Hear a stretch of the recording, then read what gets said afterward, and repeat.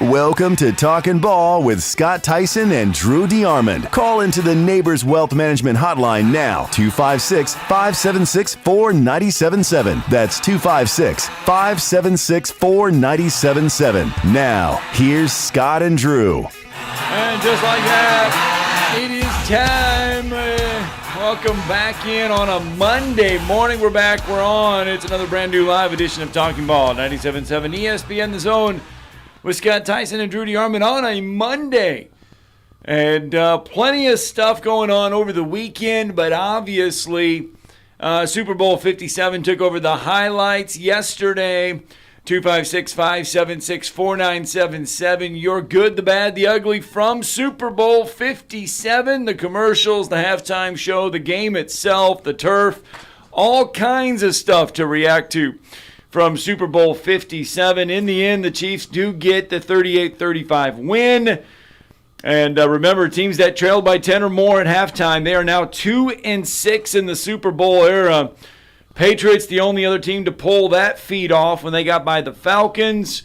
Chiefs quarterback Patrick Mahomes re-aggravated his right ankle injury. Never missed a snap. Did guide the Kansas City Chiefs to scoring drives on all four of their second half possessions, culminating with Harrison Butker's 27-yard field goal with 8 seconds left. Jalen Hurts had himself an MVP-type game. 27 of 38, 304 yards through the air, 1 touchdown, 3 rushing touchdowns to go along with 70 rushing yards. Although he did have that big fumble in the second quarter, a 38-yard fumble returned by Nick Bolton. Mahomes ultimately your MVP. He adds that with his regular season MVP. 21 of 27, 182 yards, 3 touchdown passes, 44 rushing yards. He becomes the first regular season MVP to win a Super Bowl since Kurt Warner back in 1999. It was a heck of a game. I mean, I knew it would be a great game. I didn't hit the score exactly, but I hit the margin of victory right on the head. I said 27-24 Chiefs. It ended up being 38-35. Certainly, the Eagles played a really good first half. Only really mistake they made was the fumble by Hurts, and it didn't decide the game, but it certainly helped Kansas City get some momentum. And then in the second half, Kansas City went on the 21-3 run, and that just really put the Eagles in a bind. Now, they responded and scored and got the 2-point conversion, but the Chiefs played smart football down the stretch, and I don't care what Czar just said. I don't care what anybody else just said, bitching. It was a hold. Okay, I don't give a damn when you call it. If you call it in the first quarter, the second quarter, the third quarter, the fourth, you don't grab the guy around the waist and redirect him. It was a frickin' hold, and the guy said it himself. He said, "I'm sorry." Bradbury said, I held the guy. I was hoping he wouldn't call it. So anybody bitching about it, shut up. The guy that committed the penalty said he did. It's over. The Chiefs won. They're the better team. They had the best player in football. That's why they won the game. He was the MVP over Hurts for a reason. He was playing on one leg, and he still won the game. Period. End of story.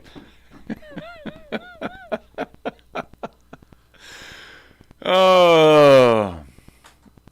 Yes, that highlighted the ending of the game because you had people on both sides of the fence saying that you should not call that penalty that way that late in the game, and then you have those that say, obviously, yes, you should call it no matter what. Is it a hold? Yes or no? Yes. Is that against the rules? Yes. Okay, next question. I didn't say what side of the fence I was on. I'm just saying. No, but I agree. The other big topic was the turf. It sucked. And I'll say this. It's not just the Super Bowl that it sucks in. Because you go all the way back, and Auburn fans first will remember this first. In 2010 or 11 or however you want to look at it, when they played Oregon there, it was the same thing. When Alabama played Clemson there, it was the same thing. Because what happens is it gets so humid in that building, and they take the grass outside. It's on a roller. That grass is on a huge bed of It's on a 40-inch deep tray, 403 feet long, and they roll it out of the stadium to get sunshine, and they roll it back in when it comes to the game. It gets humid in there. It gets damp. The grass just gets moisture on it, and it's slippery. Auburn had it against Oregon. Alabama had it against Clemson. It's nothing new inside that stadium. And then you throw all the paint on it that they put on it for the Super Bowl, and it just gets even worse. So that's what happened. Chiefs won. And the Chiefs did win. Yes.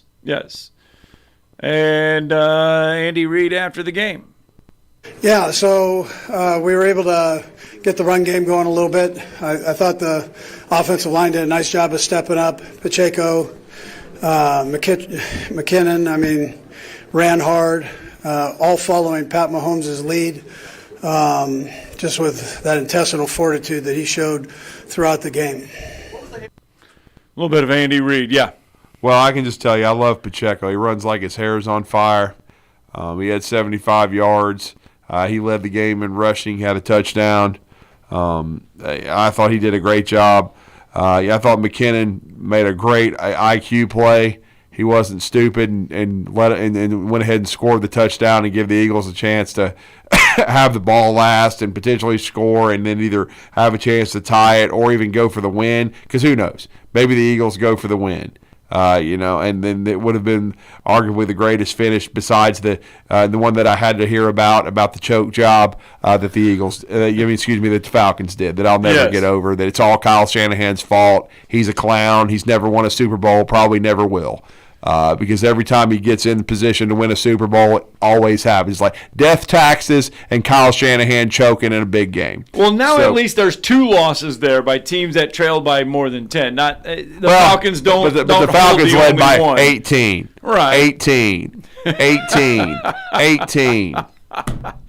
And then Julio makes one of the great catches in Super Bowl history that no one remembers because dumbass decided to keep throwing and not run the ball and let Matt Bryant win the game. Then put him up by 11. Oh no, let's keep throwing, and then give Tom Brady the ball back. And then we already know if they score a touchdown, they still got to go over 2, but there's no way in hell our defense will stop the 2-point conversion. And then we're going to choke in overtime and complete the biggest gag job in the history of pro football. But this is something I saw, and I haven't had time to research it, but I'm pretty sure it's true. Jalen Hurts the first former Alabama player to score a touchdown in the Super Bowl? Yes. Wow. Yes, because Julio had, I think, in that game, I think he had 6 targets. He had 4 catches for over 80 yards. That's another brilliant. I know they were trying to double him or whatever. That's another brilliant decision by Dipwad. He didn't get Julio the ball enough, in the game to win it. So that's just another choke job. Yeah. But that's just hard to believe. By Kyle, the overrated Shanahan, the first first former Alabama player to have a touchdown in a Super Bowl. He played great. Look, man, he would have been MVP if they'd have won. Yeah. I still think you got to have more production out of your tailback. He had 15 carries for 70 yards. I think that's a Super Bowl record for a quarterback. He tied the rushing touchdowns record of Terrell Davis with 3 touchdowns rushing. He threw for 304 yards. He only had the 1 mistake. Now, I will say he was fortunate. He had 2 or 3 other balls that could have been picked. But, again, A.J. Brown made a great adjustment. That actually was a pretty good throw into double coverage at the touchdown. He had another throw into double coverage that could have easily been picked and a couple of throws to his tight end Goddard that could have been picked. But, again, they were not. And except for the fumble, I thought Jalen almost played a flawless game. He gave his team a chance. They just couldn't get the ball back late. But that's Mahomes and his magic. He wasn't close to 100%. I thought when he re-aggravated the ankle near the end of the half, they might be screwed. Yeah. But he played through it, showed toughness. And again, they got rid of Tyreek Hill, let him go to Miami, so he doesn't even have that dude. He had receivers get hurt all year long, and yet he's had a supporting cast that's changed. But what stays the same is Mahomes. He's the best player in the game right now. He's a big game guy. I know he did lose a Super Bowl, but he's won 2 of them. Tom Brady lost 3 of them. I mean, I'm just saying right now, Brady is now retired, we think, for good. He's going to take a year off, then start, his ascension up the TV ladder, even though I'll say it again, best part of the game last night's listening to Greg Olsen. I'm sorry. I don't care how many Super Bowls Tom Brady won. He needs to be number 2 till he proves he's number 1, because number 1 right now is Greg Olsen. He's the best friggin', color guy in football. Okay, so it is Jalen Hurts scores, and he becomes the first player to score a touchdown, but we're getting texts saying Joe Namath and let's see. We're getting a text that says Joe Namath and Bart Starr. Well, I mean, I think they threw touchdown passes, right? I don't know. I don't think they we're talking about like a rushing touchdown. Like Joe Namath was definitely responsible for touchdowns in the Super Bowl, like passing. Right. But we're talking about rushing, and so was Bart Starr. I mean, both of them were. I mean, because Bart Starr won the first 2 Super Bowls, and Joe Namath won the third, but.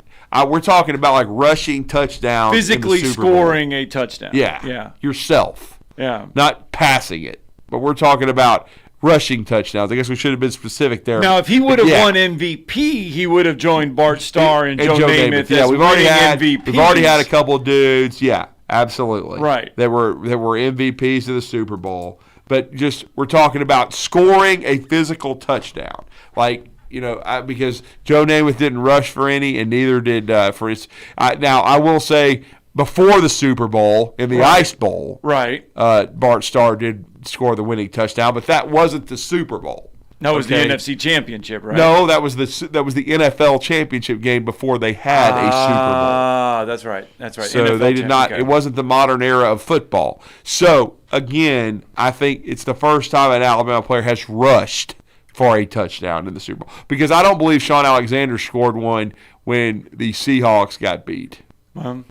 Rushed, or I guess you could say an interception for a return, or right, like that, and we came within 4 yards from having the first punt return ever for a touchdown in a Super Bowl.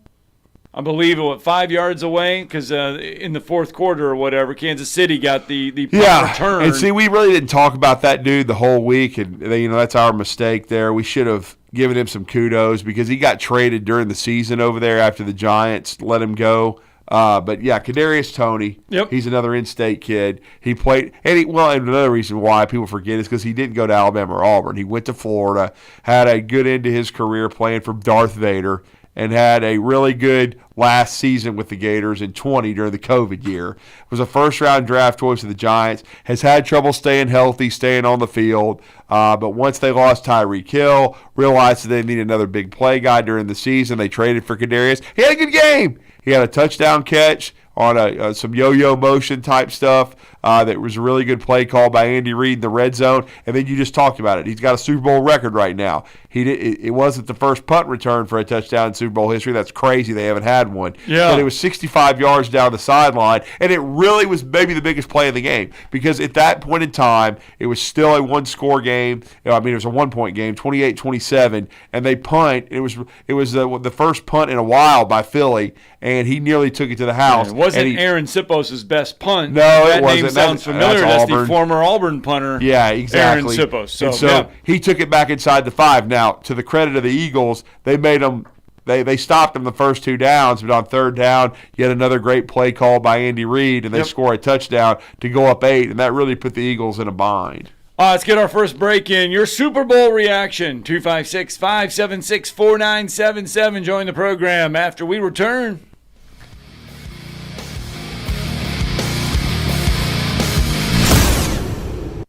You're listening to Talkin' Ball on 97.7 ESPN The Zone. Progressive presents Adjusting to the Suburbs. You used to associate crickets with silence. But since you bought a house in the suburbs, you know crickets hate silence. If any other creature realized rubbing its legs together made a piercing, high-pitched noise, they might think, maybe I won't do that. Constantly, all night long. Luckily, you can save with Progressive by bundling your home and auto. Now that's something to make noise about. Just not constantly. Progressive Casualty Insurance Company. Coverage provided and serviced by affiliates and third-party insurers. Did you know that Valley Equipment Rental also specializes in day and weekend rentals to homeowners? The weekend rentals is by far the best deal that they offer. If you pick up after 2 on a Friday or anytime Saturday morning, it's not due in until Monday morning before 8 a.m. for a one-day charge. For a small fee, Valley can even haul anything they carry. Valley has extremely experienced and knowledgeable staff that can help you decide what size machine you need or what type of machine you need to get your job done like a pro. They have all the big items that the contractors need for their jobs, but they also carry the small tools that can help you with your DIY project. More importantly, Valley is locally owned and operated, which means when you have an issue, you can get someone on it right away, right here in the Valley. Heck, ask for Ross Roberts, the owner, if you like. Try calling one of the big box national outlets and ask for the owner. That's if you can even get through the automation. Buy local. Buy Valley Equipment Rental. Valley Equipment Rental has 2 locations, one on the North and South Parkway. Learn more at valleyequipmentrents.com. At Bryant Bank, we believe your goals are worth chasing, and every step along the way is worth celebrating. From your hopes for the future to the challenges that keep you up at night, we're here for you. Bryant bankers put care into action to help you live legendary by stepping up when you need us most and doing what's right even when no one is watching. Come experience a local bank whose people greet you by name and treat you like family. Bryant Bank, member FDIC. I'm attorney Gary Lackey. You know, you'll hear people say we're like a family, but here at the Lackey Law Firm, that's really true, not just a saying. I'm Justin Lackey. With my father and my sister, we have a special connection to each other. I'm Jennifer Lackey. At the Lackey Law Firm, when we take on your case, you become part of our family. You really do. And we'll always do whatever it takes to get everything you deserve. If you're injured, you worry about getting well, not about paperwork or insurance companies or figuring out how to get to your lawyer's office. I'll come to you. We worry about your case so you don't have to. When you've been injured, we know that your case is probably the biggest thing going on in your life. More important than almost anything else. And it's important to us too, for one simple reason. Family takes care of each other, and at the Lackey Law Firm, we'll take care of you. The Lackey Law Firm. The Lackey Law Family. 1-800-4RIGHTS. No representation is made that the quality of the legal services to be performed is greater than the quality of legal services performed by other lawyers. It is a pretty easy ride so far this morning. Traffic moving along nicely. We don't have anything on the board accident-wise. A few reports of fog this morning and a lot of windshields that need to be defrosted. You definitely want to hit that door early if you can. Officers, construction workers, and first responders put their lives on the line every time they step on the roadway. Why not make it safer for them? Slow down or move over. It's the law. Captain Nick in the 72 and Jeff Popeyes Skywatch Traffic Center. Specializing in simple and affordable rentals, McCurry Van and Car Rental can make sure you have just the right vehicle for your next family vacation, weekend getaway, or if you just need transportation while your vehicle is being repaired. McCurry carries Ford Transit vans and Mercedes Sprinter vans, trucks and work vans, and more. And they offer discounted rental rates for long-term rentals. Now with 4 locations: Athens, Muscle Shoals, Coleman, and Huntsville. Log on McCurryRentals.com to make your reservation now. That's McCurryRentals.com. Are you tired of chasing a roofing contractor to show up on time, or even show up at all? I'm Sam Fleming with Fleming Roofing and Restoration. Our motto at Fleming Roofing is we show up. Our goal at Fleming Roofing is to provide the reliable customer service that you deserve, and we have the resources to meet all of your roofing needs: residential, commercial, industrial, replacement, or repairs. We are manufacturer certified for roof coatings, single-ply membranes, and asphalt shingles. Whenever you need a roofing professional you can count on, call Fleming Roofing and Restoration. We are committed to finding the solution that meets your needs. We don't have quotas or heavy-handed sales tactics. Fleming Roofing, we have expert experience. We show up. Free estimates, residential, commercial, industrial, replacement, or repairs. Check us out at FlemingHSV.com. FlemingHSV.com. When you need a quick response, it's Fleming Roofing and Restoration. We show up. Oh, welcome back. Talking Ball, 97.7 ESPN The Zone, 7:19 on a Monday morning. 256-576-4977 Phone lines are open for you to do your Super Bowl reaction, your thoughts to Super Bowl 57. What do you think of the halftime show? That was pretty good. I thought so, too. I watched most of it. I will agree. I thought it was good. I thought Rihanna did a great job. Simple. So, yeah. Flashy. Was it? Now it did look like a video game, like Donkey Kong a little bit with the stage and all that kind of stuff. I thought that was pretty funny. Cool. Yep. But, I mean, it was pretty cool. Yeah. There's a lot of production that goes into that. But no, I thought it was good. I mean, the last 2 years have been pretty good, no doubt. But and again, we wanted to add to that. Ken Stabler's also been an MVP, thrown touchdown passes in the Super Bowl. But like we said, what we're referring to is being responsible physically for a touchdown. Yeah. Which it's crazy, but it's never happened. Because you think of the running backs coming. Sean Alexander right. started Bobby the Super Humphrey. Bowl. You would have thought that one of them would have scored. Yeah. Or one of the receivers. And Smitty would have scored last night himself, too, but Jalen threw it a little bit too far. But he got it there. And then I'll just say this, too. But he would have been the second Alabama player to score. I thought he got robbed with a 35-yard catch, too. I thought that should have been a catch. Now, I think the Eagles still scored on that drive, but I still thought he got robbed. The one where it was in the first half. Yeah, I thought it was a pretty good throw by Jalen, and I thought it was a great catch by Smitty.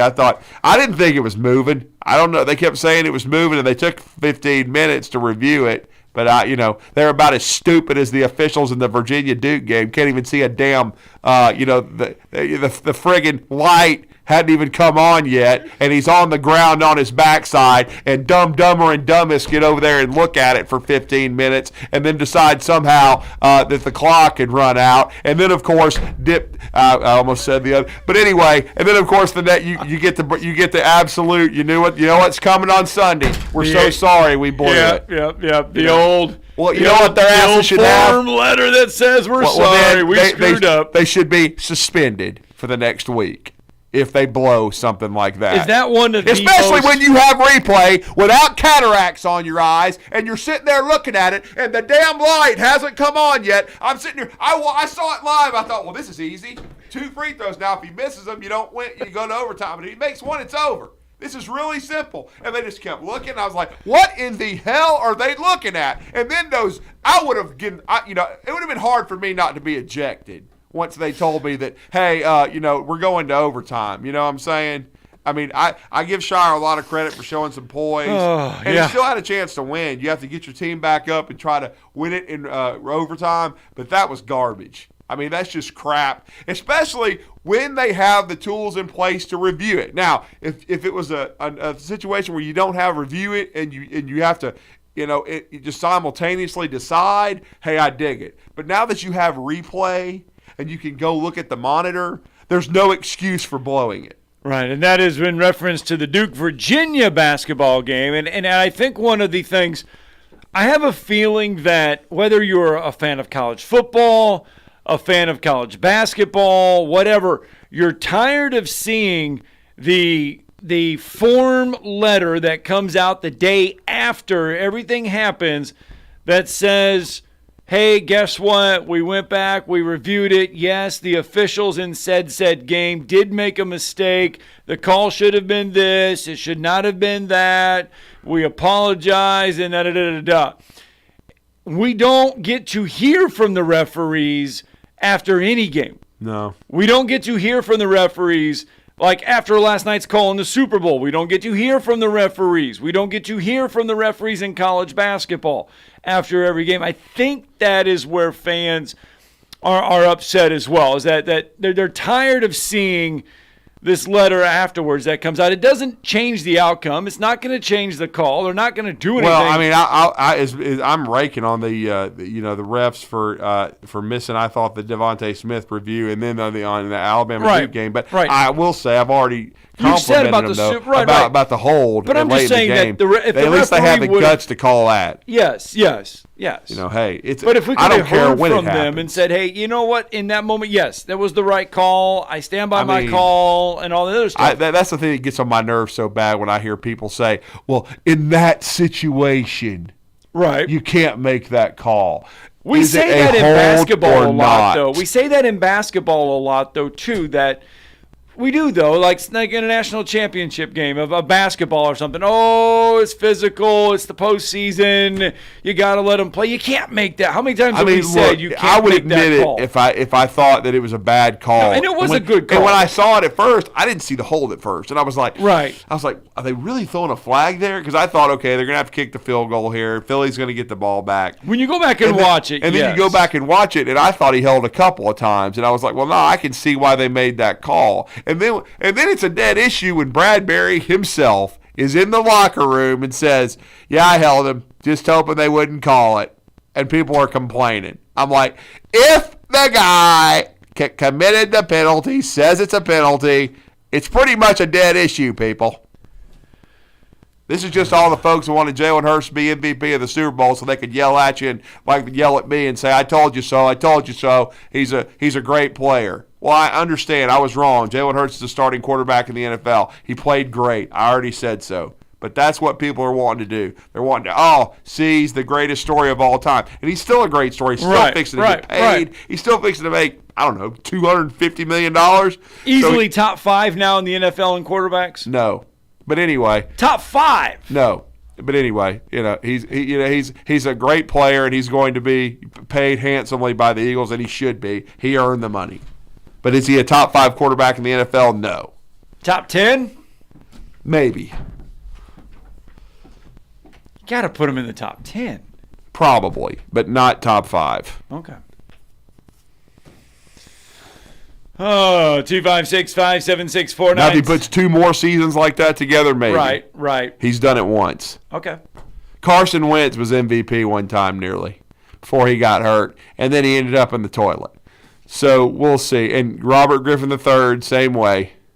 I've seen this story before when they think guys are going to be an MVP type guy and be consistent. So we'll see. He should be set up for success, though, because he's got a great supporting cast.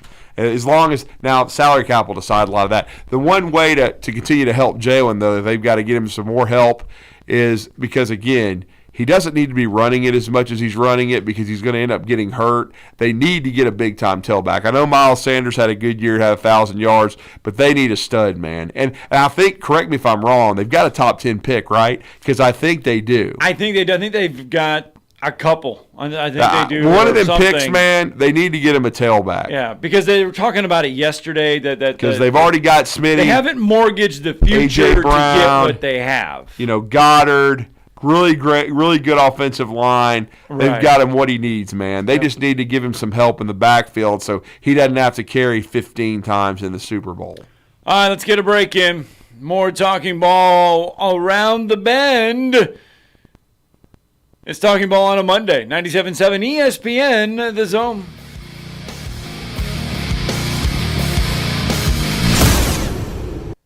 You're listening to Talkin' Ball on 97.7 ESPN, The Zone. From the Fox 54 Weather Center, I'm Chief Meteorologist Jordan Dressman. Plenty of sunshine this afternoon. Temperatures should have no problem climbing into the low 60s. We drop into the upper 30s, lower 40s as we head into the overnight, early into your Tuesday morning. We're definitely going to be talking about more cloud cover Tuesday afternoon, but I do think we're going to get to enjoy a little bit of sunshine. Temperatures climbing into the mid-60s. At the same time, we're going to have to deal with opportunities for scattered showers across the Tennessee Valley. We're going to maintain that opportunity for scattered showers as we head into your Wednesday. A better chance for more widespread shower and thunderstorm activity moves into the area by the time we get to Thursday. I'm Chief Meteorologist Jordan Dressman on your home for ESPN Radio, 97.7 ESPN The Zone. Got a power outage along Joe Quick Road south to Walker Lane and from 231 over to Moore's Mill. Utilities is working on the problem now. It looks good this morning. I don't see any wrecks, stalls, or traffic signal problems that are causing any major headaches. Dr. Sandman has the Somnodent, a safe, insurance-approved alternative for snoring and sleep apnea. Dr. Randall Sandlin, 350-CARE. Captain Nick in the North Parkway, Popeye Skywatch Traffic Center. What does it mean to be a part of the Southeastern Conference? That you paint your body, your car, and your dog your school colors? Maybe. But it means more than that. It means your alumni network includes the state, the country, and beyond. It means your school ring doubles as your resume, and yeah, you better believe it means more titles, like doctor, CEO, and your honor. Because this is the SEC, and here, it just means more. What does it mean to be part of the Southeastern Conference? That yours is the only conference with its own chant? Well, yes, but it means more than that. It means a study abroad program that might include reforestation in a mangrove swamp in Australia. It means finding your calling, your future spouse, your startup's co-founders, and of course, grilling tongs that play your fight song. This is the SEC, and here, it just means more. You spoke, we listen. You want more local? You got it. More local programming. Coach Sylvester Kroom joins us right now. Coach, finally, I got to ask, what would be your evaluation of one West Neighbors at linebacker? I was very fortunate to coach Derek Thomas and Cornelius Benton and Mike Pitts and all those guys when they coached linebacker. It would have tested my coaching, really given my coaching abilities a great test if I'd have had to coach West Neighbors long term at that. More local games. Play action, looks downfield, heaves it along the near sideline, has a man down there, and it's caught! Touchdown, Madison Academy! More local coverage you can't get anywhere else. I'm sure your next question is how many reps is he getting and who's he splitting time with and who's he competing with and what team's he on and where's he at on the depth chart, none of which we have an answer for. We are your home of ESPN Radio, 97.7 ESPN The Zone. I want to thank you. Thank you for making us your number one choice for sports talk in North Alabama. Thank you. Thanks. Thank you very much. 97.7 ESPN The Zone.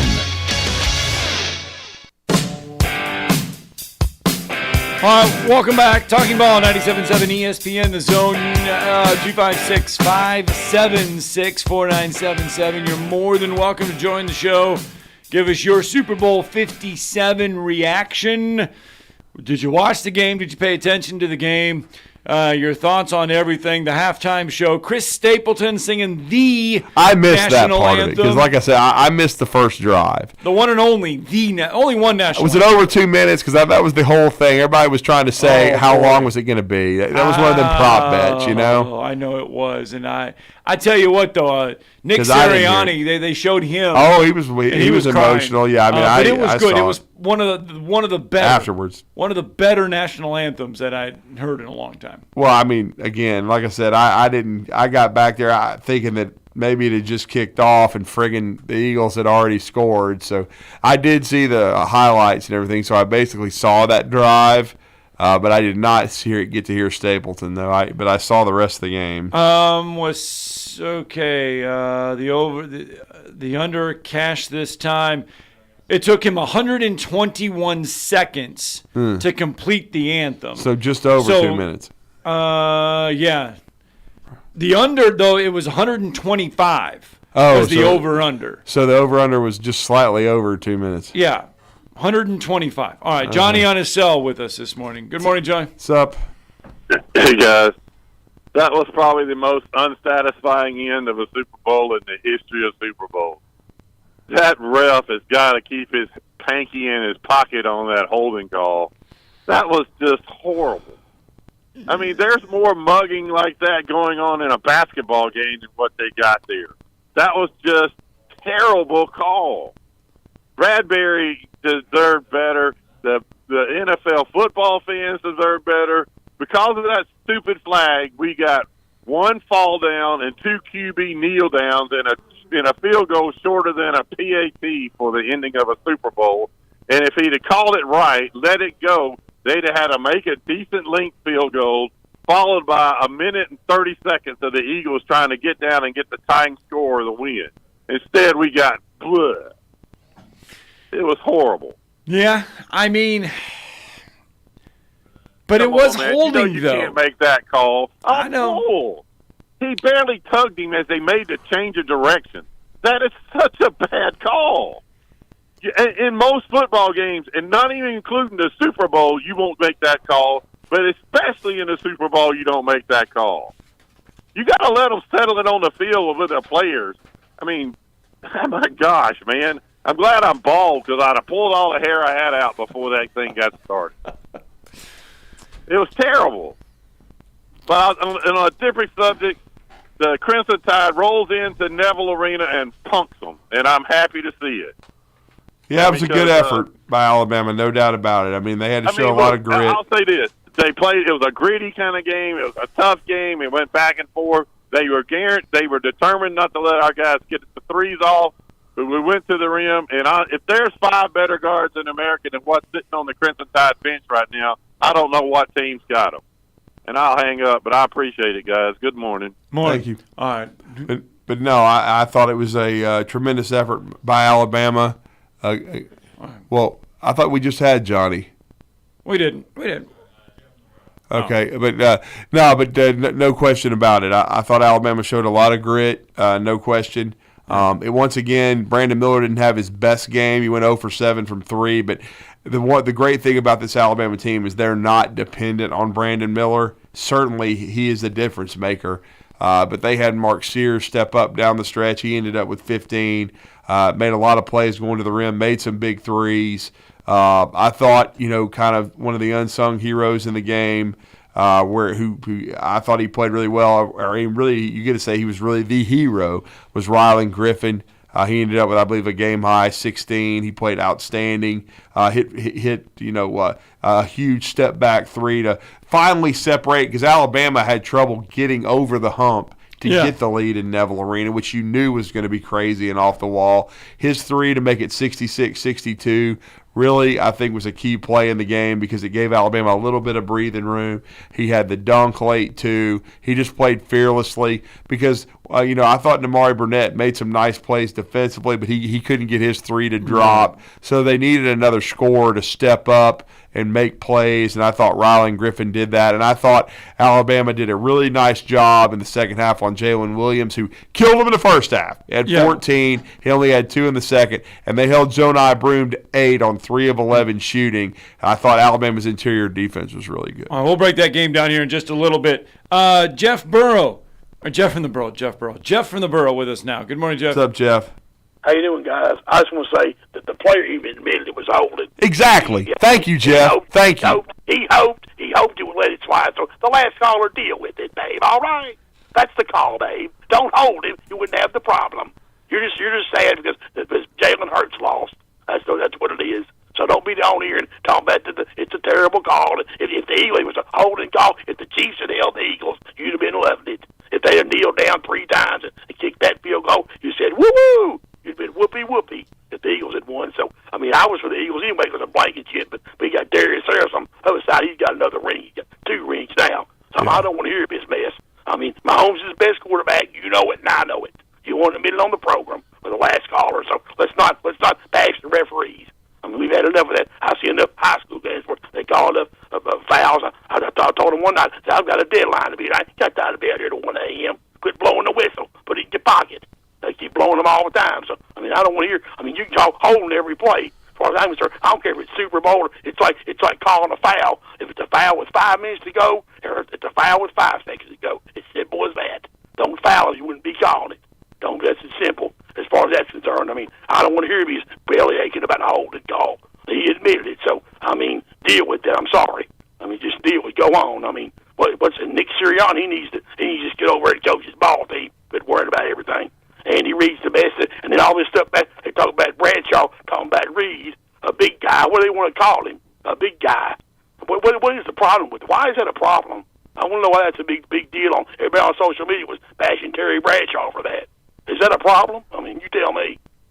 I don't know. I didn't even see that part. Yeah, he called him a big guy. Come on down. He a big guy. Come on. He goes, eat a cheeseburger for us. Yeah. Big guy. Come on in here. And then the only thing call I think was bad was the Eagles guy. He was clearly catching. He fumbled it. It should have been 28-24. Oh, you're talking about the one they reviewed. He was a clear catch. And I don't know why we have to replay every scoring play. You mean that catch at A.J. Brown's a touchdown, they review it? Give me a break. Jalen Hurts quarterbacks, they don't review every scoring play. It's ridiculous. I used to like replay, but I hate it now. It takes too long. We don't need to have replay. Just deal with it. It's human error. Deal with it. Are we going to go back and every bad call 30 years ago and make it up? Are we going to go back to 85 World Series, Game 6, Don Diggins, and make that up and replay that? No. We're not going to, it's ridiculous. All right, Jeff. Deal with it. He lost. Bye. All right, thanks for the phone call, Jeff. Wolverine Dan next. He's got some good points, though, today. He did have some good points. I thought so. He did. All right. Wolverine Dan, good morning, sir. What's up? Jeff, deal with it. That was a crappy call. You know what? That ref must have been constipated because he was trying to pull on something so he could wipe his bunghole. I mean, look, I tell you, it's... Bradbury said he held him. That's all there is. That's all I can say. He held him. Yep. He held him. What are you supposed to do? What are you supposed to do? Nothing. Let them play. Let them play. And then in the stakes they got in the Super Bowl like that, let them play. And I'm not Patrick Mahomes' homie. I don't like that guy, period. He's the best player in so football. much freaking money. I was on a big board. I mean, the big ones that got 100 a square. Oh, yeah. And my last number for the fourth quarter was 8 and 5. Mm-hmm. But guess what? It was the other way around, 8 and 5. Freaking Mahomes. Jeez, my God. Oh, God. I don't like the guy. And then when he cost me a lot of cash like that, I was in, baby. Jalen showed up, got the 2-point conversion. I was pulling for Jalen. Not just because he's a Bama guy, because he's an Oklahoma guy. And I also pulled for him because he's a class act. I like that guy a lot, all right? And all they needed to do was just stop the homie and get the ball back, kick the field goal, and cha-ching. That'd have been my way, baby. My homie, you ain't my homie. See ya. Let's can't help that. He's best player in the game. Let's go to Mark from Huntsville. Good morning, Mark. What's up, Mark? Hey, something's wrong with the last two callers. Let me straighten these last two out. And Drew, I'm surprised. The best call ever on this show is normally is it Jeff? Yeah, we had Jeff already. Yeah, Jeff. Oh, I mean, Drew, you can make millions. On some of these, let's get him off the air type stuff. He was right this time. He was call. right. He was right. Made some good points. But he did. But I love the times that he's wrong. He didn't want to talk about Kentucky either. We're not surprised at that. But what I want to mention, this game, and this is just a little different angle for Jalen Hurts. The Clemson game where he took them down, made a 30, 40-yard run, and then the defense could not hold, and Clemson won the national championship. He has to feel a little bit like that this morning. Jalen didn't get a chance to come back out there for us. But what I was going to mention is that after the game, I listened to a lot of post-game on the radio. I was driving, and I couldn't believe on ESPN radio the number of people that were saying that, and these are some of the sports guys that were debating whether or not they would retain Jalen because it's going to cost them $45 to $50 million a year. I don't know who'll get that kind of money, but he's going to get paid, man. They're going to retain him. I mean, Jeff Lurie loves him. I mean, he told Sal Paolantonio he's the kind of guy we like, and Jeffrey Lurie, I think, was the big reason that they drafted him in the first place. And so if the owner loves you, man, and the head coach has built an offense around you and you play like Jalen just played, dude, you're getting paid, man. Yeah, they've got speedy wide receivers. Yeah, man. And I'll just say this. I go by this rule, too. Yeah. Because it's ironic that they put out their latest 30 for 30 about the Baltimore Ravens winning it in 2000.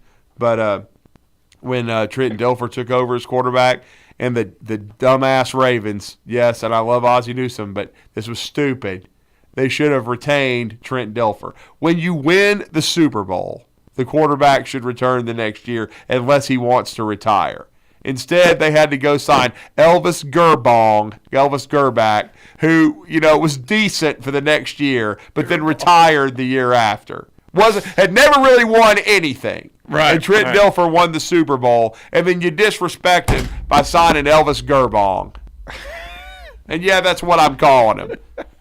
He wasn't worth 10 cents. Sometimes these owners, these coaches outsmart themselves. They do. And we need an upgrade. We need an upgrade. The guy just won the Super Bowl, and he made plays to win it. Well, I mean, look at Kansas City. They took a chance in trading Tyreek Hill. So, of course, Jalen deserves his money. He earned it all. Yeah. Hey, one quick thing. Yep. The only thing I didn't like about it at the end, as a true sportsman, is the guy could run in and score. I know why he did it. He want to run the clock out, get the last kick. I like football where you play it. You don't goof off like that, where, just play the game, tackle the guy, he falls down to one. That just sort of takes away from the Super Bowl a little bit, in my opinion. I wanted your thoughts on that. All right, I tell you what, we'll get to our thoughts. Let's get to a break. We'll break that down after the break. Spencer, you keep holding. We haven't heard from Spencer in a long time. We need to when we return.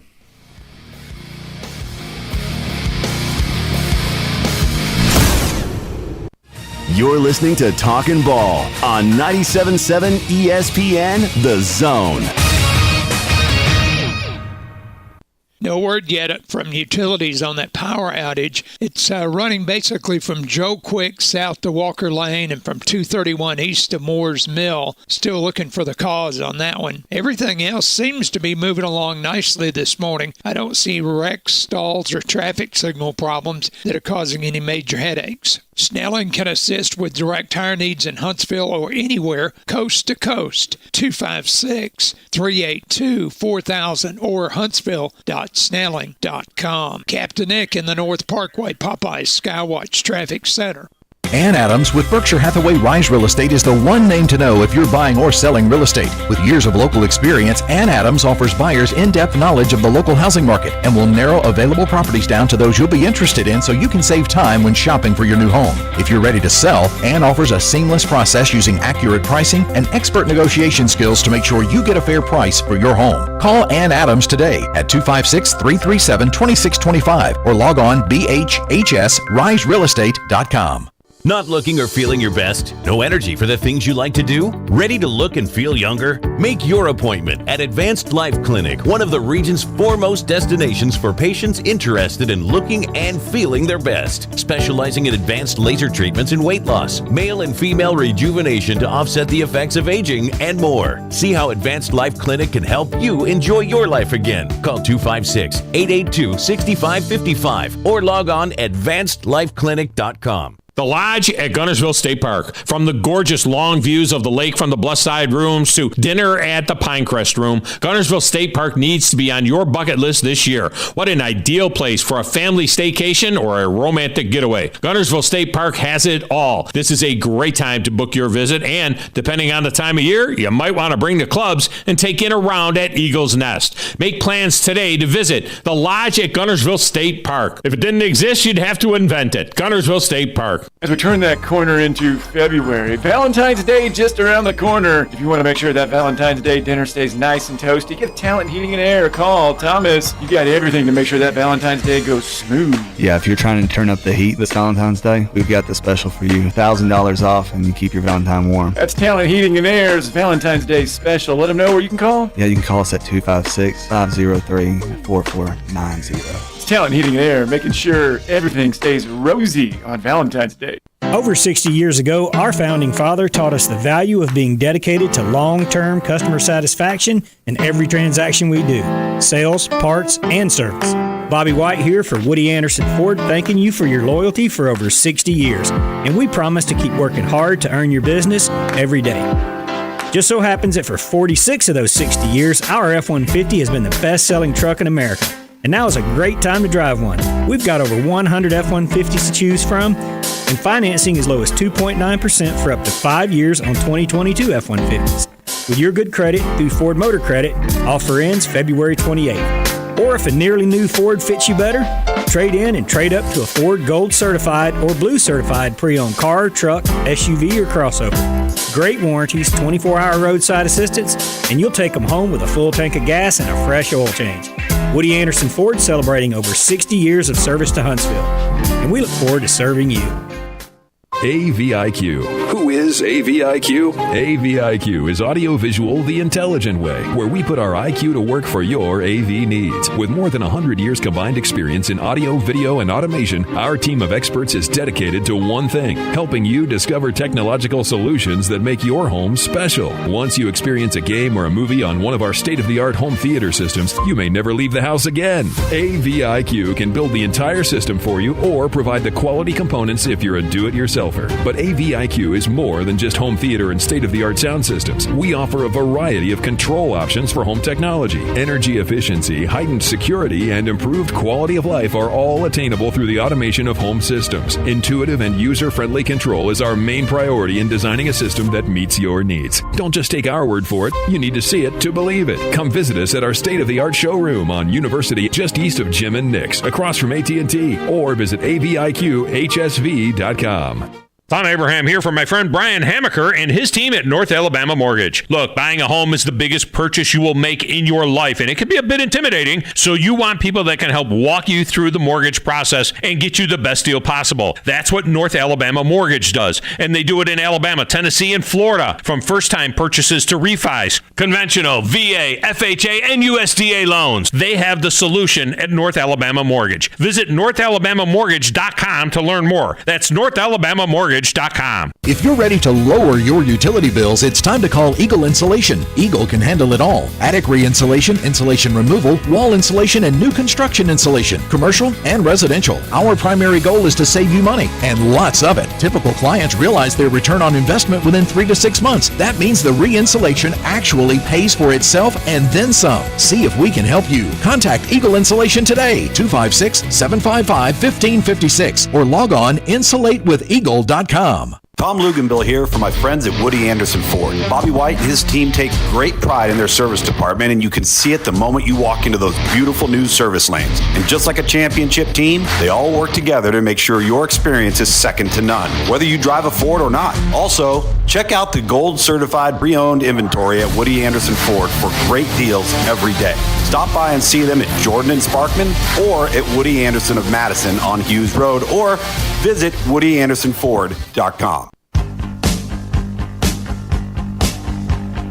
Hi, welcome back. Talking Ball, 97.7 ESPN The Zone. 256-576-4977. That's the number to the phone lines. Spencer with us out of the break. Good morning, Spencer. Good morning, guys. Yeah, it has been quite a while, man. And it was nice to tune into y'all and listen and hear Jeff from the Borough and such. Hello? Just a ray of flipping sunshine. Yeah. Love hearing Jeff from the Borough. He's just so happy, man. Well, he was right today, though. Yeah. Rarely, we usually have some issues, but look, man, it was a great game, and the guys were right. You know, had they kept that flag in their pocket, it would have made for a lot more interesting Super Bowl. But Patty Mahomes deserved to win that game more than anybody else. But you gotta love Jalen, right? Good night. The dude had, 4 touchdowns accounted for and the 2-point conversion? Yes, 3 rushing, 1 passing, and the 2-point. The dude is ridiculously good, man. And had it been anybody else but Patty Mahomes on the other side, he would have walked away with that Super Bowl victory. The only mistake was the fumble that he made in the first half. That was a stupid score. Only mistake of the whole game. The reason I haven't called in for so long, guys, and, it's just, Drew, I just wanted time to let the Tua-Jalen debate go to bed. And I think we finally did that with last night's game and this entire NFL season. I mean, come on. Jalen's a better quarterback, right? Nope. You'll never admit it, will you? Nope, because if Tua Tagovailoa are healthy with the Eagles, they win the Super Bowl. Because he's a better passer. Period. End of story. Never, and it'll never be a debate, bro. And see, what you're trying to do is have revisionist history and act like he never should have been benched at Alabama when he should have. He got beat out by a better player, then he got better. And he's a great player in the NFL. But Tua's a great player. But the problem with Tua is he can't stay healthy. That is the undisputed fact. But when he's healthy, I mean, he threw for 440 yards in a game this year and 6 touchdowns. I mean, he's a great player as well. The games I watched Tua play this year, he was underthrowing, and Tyreek Hill and Jalen Waddle having to come back to the ball to catch him. Well, let me ask you this. What happened last night when he missed Devontae Smith? Smith should have walked into the end zone. Why didn't he? Hey, that stuff happens, man. It happens with Tua, too, but he went into the end zone. Would Tua have had 3 rushing touchdowns? He would have had probably 5 touchdown passes. You're ridiculous right now. I just can't believe you would even have this argument. And you're so bitter right now, Drew. I'm not bitter because, again, I think Tua's still a great player. He just got to, he's got to – I'll just say this, if you put Tua on the Eagles, they can win a Super Bowl. Jalen has the best supporting cast in the NFL. And they had the better team last night and didn't win, but Jalen played great. He absolutely played great. It wasn't because of him. They just didn't quite have enough. They need to get him a tailback that's a big-time guy, but that's pretty much all they need. And guess what? They've got the draft capital to get it. If they draft somebody like Bijan Robinson, Jalen Hurts may win a Super Bowl. He almost won one last night. But to say that, that he's definitely a better player than Tua, I mean, I'm not ready to say that. I just think it's a lot of times it's the supporting cast you have and the organization you go to. Because I'm going to ask you this: if Jalen Hurts is with the Dolphins this year, do they go to the Super Bowl? If Jalen Hurts is with the Dolphins, you don't have backup quarterbacks. You don't have a third string quarterback playing all year. I'll tell you that much. Well, it wasn't the whole year. I mean, Tua made the Pro Bowl, dude. The reason Tua is not a good quarterback is because he holds on to the daggum football too long. Not a good quarterback. Hang up on this dipshit because I don't care if I cuss or not. He doesn't know anything. He just said he wasn't a good quarterback, so hang up on him. Thank you. Go to the next call. Yeah, I'm going to cuss this morning. I don't care. I'm tired of dickheads that call in and just try to, further their own agendas. Piss on him. Okay. Well, there we go. Been a while since we heard from Spencer. It'll be a while. It'll be a while again, hopefully. All right. Coming up at the top of the hour, we're going to talk some basketball. It was a good weekend down on the – depends how you look at it. Okay. The AP poll does come out later today. Now, 2 weeks ago, we were talking about whether or not Alabama would be number one or had a chance to be number one in the country. Because of a Purdue loss. Well, Purdue lost yesterday again, this time upset by Northwestern. And it was an upset because Northwestern came in unranked. But Northwestern, by the way, has big wins over Michigan State, Illinois, Indiana, Ohio State, Wisconsin, and now Purdue. So they're putting together quite a good resume down the stretch. But the AP poll comes out today. Houston was sitting there at number 2. Yes. Now the question is Alabama a lot of people people think Alabama is playing the best basketball.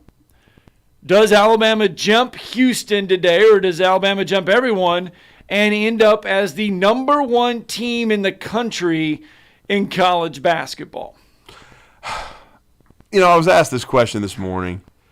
My gut tells me that Alabama is going to finish a close number 2. I think the votes are going to be split pretty good. I know the argument can be made because Alabama won at Houston and they beat them, that they can be number one. But look, think about what happened last week. Purdue lost the game and stayed number 1, and Alabama only moved up one spot. I think what's going to happen is it's going to be almost 50-50. Right. And I think slightly probably Houston will finish ahead, and they'll finish 1, and Alabama will be 2. But wouldn't shock me if Alabama was number 1, but my gut tells me they're going to be number 2. This past week, Purdue got 38 first-place votes. Houston got 22. Alabama and Arizona both each got 1 first-place vote in the AP poll. In the coaches poll, Purdue got 15, Houston got 13, Alabama got 1, Tennessee got 2, and Texas got 1. That was this past week. So we'll have to wait and see.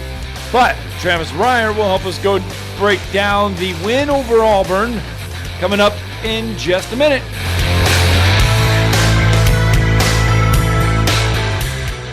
This is Brent Musburger's VSiN Action Update on 97.7 ESPN The Zone. Check out VSiN's catalog of original podcasts, daily and weekly programming to keep you in the know when you're on the go. Only at VSIN.com. Now, here are the latest lines from my guys in the desert. Baseball's pitchers and catchers due to report this week. Position players due in next week. Favorites to win the World Series: Houston plus 650, the Yankees plus 750, Mets and Dodgers plus 800, Atlanta and San Diego plus 1,000. The Chiefs are Super Bowl champs. They beat the Eagles 38-35 on Sunday.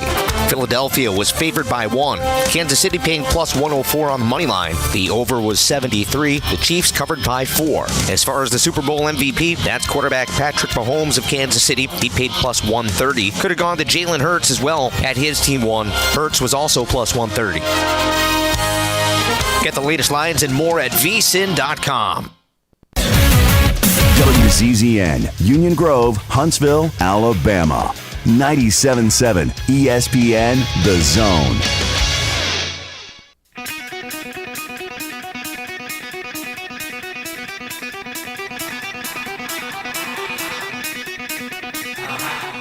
Welcome to Talkin' Ball with Scott Theisen and Drew DeArmond. Call into the Neighbors Wealth Management Hotline now, 256-576-4977. That's 256-576-4977. Now, here's Scott and Drew. 2 of Talking Ball is back underway here on 97.7 ESPN, The Zone. We closed hour 1 by setting the stage for our first interview of the morning, and that is college basketball. Alabama, a 77-69 win over Auburn inside Neville Arena on Saturday. And if you're the Auburn Tigers, you leave feeling yet another one get away, because we've seen this from Auburn where they play great for 3.5 parts of the game, and then that final fourth, they collapse. Alabama just stayed with it, and was able to come out in front of a raucous environment, 77-69. They get the win over Auburn on Saturday. Yeah, I mean, and the cool thing about this team is it's always somebody different. They didn't need a huge game offensively from Noah Clowney, who, there was some doubt about him playing, Scott, because he had a facial injury against Florida in the second half and did not return. Now he had a tape on his forehead and everything, and obviously he didn't have a concussion. He was able to give them 25 minutes, and he scored only 6 points, but he had 7 rebounds. Was able to defend pretty well, and stayed on the floor. Brandon Miller gave him 37 minutes. Again, not a classic game from him, 13 and 6, but he made some plays late, especially driving the ball to the rim. And you already mentioned it earlier in the conversation, but Alabama shot 59% from the field and over 60% from 2. Only 6 of 21 from the 3-point line, because Auburn made an effort to run Alabama off the 3-point line, and yet they were still able to finish at the rim. And Jaden Bradley, I thought, had a nice game, 12 points, finished strong at the rim.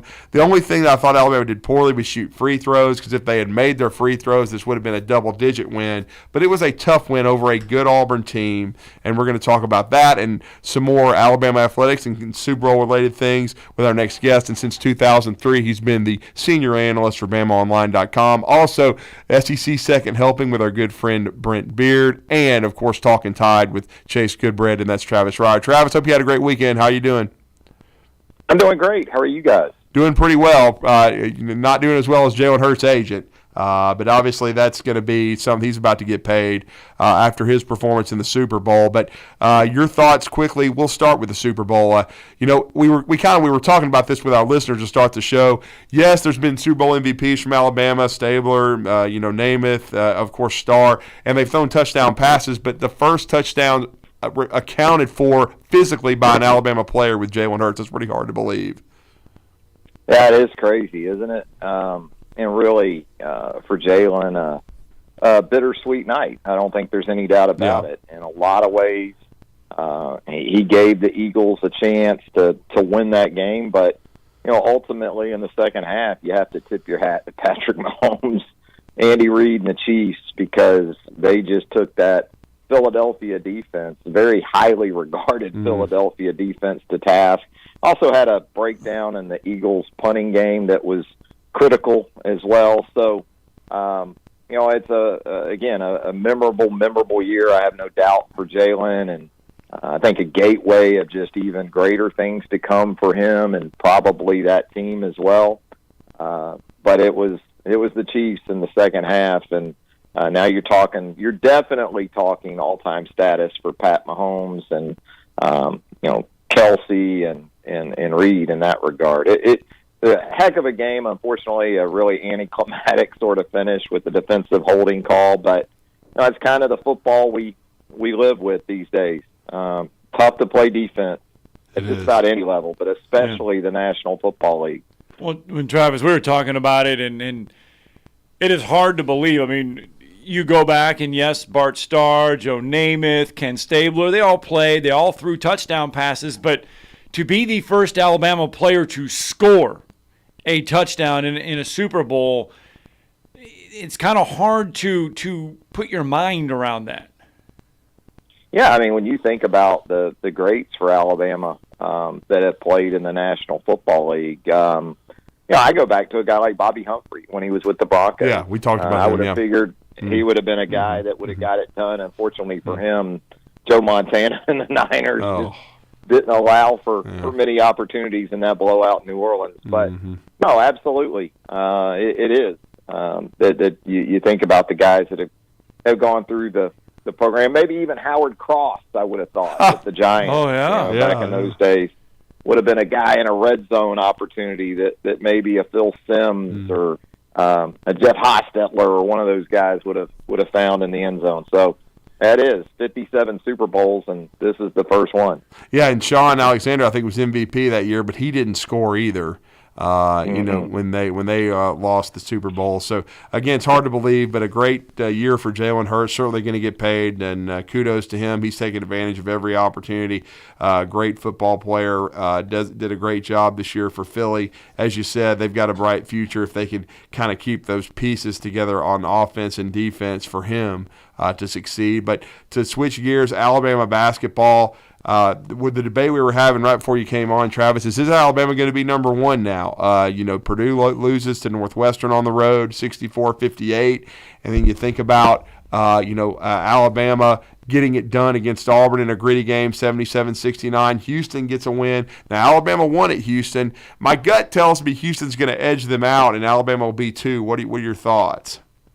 I think it could be close, and I might be surprised if it is in Alabama that's number one. I saw a little bit of interaction on the social media timelines last night with some AP voters, and there was a stronger sentiment, I thought, for Alabama to go to number one this time than there had been previously. It was getting to the point where it felt like maybe Purdue might have to lose 4 or 5 more games to fall out at number one. Right. But perhaps begrudgingly. We'll see Alabama go to the top spot.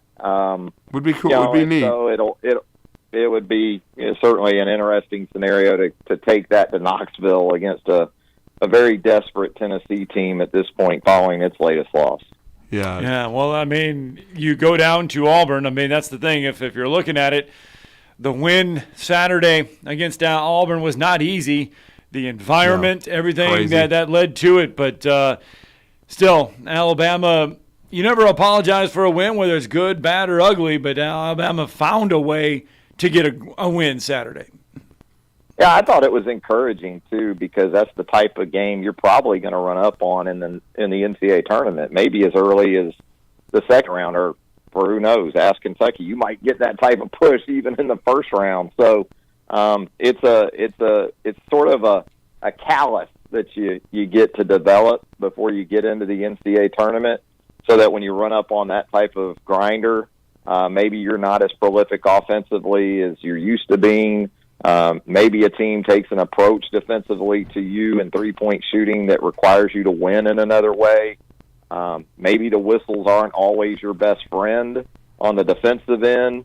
You got to figure out ways to overcome, and I thought they did that. And when the game was on the line, it was Alabama that was seemingly more assured of itself. I thought in the first half I didn't get that as much from Alabama, but down the stretch in those 10 minutes, they knew who they were, and they attacked Auburn, kept attacking in the paint, and basically, without fouling, they forced Auburn to score the basketball from the field, and the Tigers weren't able to do that. And you go from thinking at about the 5-minute mark, is this a game Alabama's going to pull out by a point or two, and they're up 10 before Auburn hits the mercy shot there at the buzzer. So it's pretty amazing to watch this team and kind of the resiliency we continue to see from them, and especially for a team, again, that counts on so many newcomers. And as you guys talked about, newcomers were really the difference between Ryland Griffin, Jaden Bradley, Mark Sears, you consider a newcomer as a transfer, but to get that kind of win when Brandon Miller goes for 13 and is 0 of 7 from 3, that tells you this team's capable of winning in different ways. It really does, and I just love the development of Rylan Griffin and his fearlessness, Travis, and also Nate Oates trusting him down the stretch and his improvement on the defensive end, because that sequence where he got the block on Wendell Green and then hit the step back 3 to put him up 4 was, I thought, the biggest in the game. Yeah, he was huge, no doubt about it, and it's a great thing when you've got a guy 6'4", 6'5" that can defend on the ball, like he's showing more and more of an ability to do, especially against a smaller, quicker point guard in Green. So he's been on a heater from the field, no doubt. 3-point shooting has been tremendous, but I think there was maybe this perception of Rylan coming in that he was going to be sort of this 3-point specialist, but if he gets it going to the rim, he will throw it down on your head. So we've seen some explosiveness from him, once he gets into the paint, and an ability to finish with authority that I think maybe is a little bit surprising to some folks. Right. But when you think about this 2022 signing class, and so much about Brandon Miller, and understandably so, and also about Jaden Bradley, who was tremendous finishing at the rim on Saturday.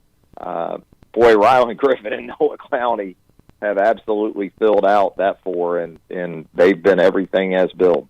And Auburn really paid close attention to try to take away that 3 on Saturday, which opened up some lanes for Alabama to attack. Just a different defensive strategy. I mean, I think Alabama now at this point has seen any kind of different strategy for them to prevent them from scoring, and it's good that Alabama can, I guess you could say, adapt a little bit or figure out how to score by just hitting the 3.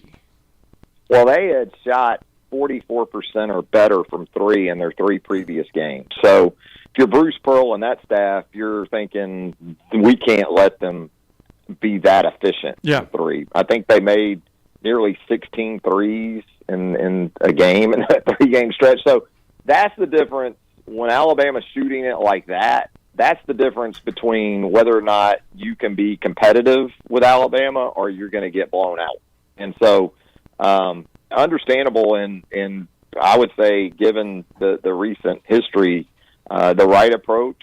Take your chances with Alabama driving the basketball.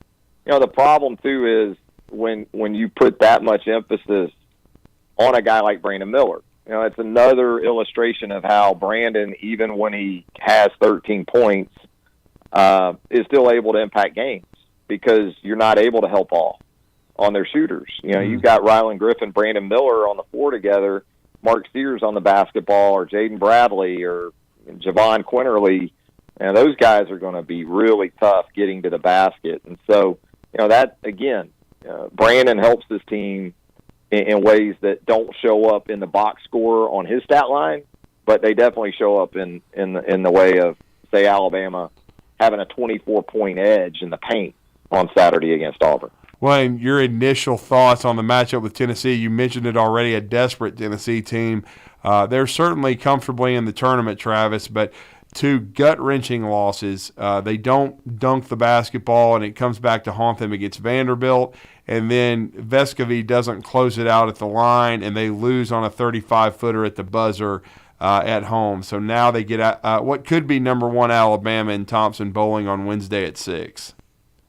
Yeah, it's a psyche game at this point for Tennessee, and that's where having Alabama coming to town probably helps Rick Barnes. I might be more concerned about Tennessee in terms of the psychology of that team if LSU was coming to town, or South Carolina, or maybe Ole Miss. Not that they would have any trouble beating those teams, but in terms of bounce back and maybe finding themselves in time to head down this winding stretch towards the postseason in March.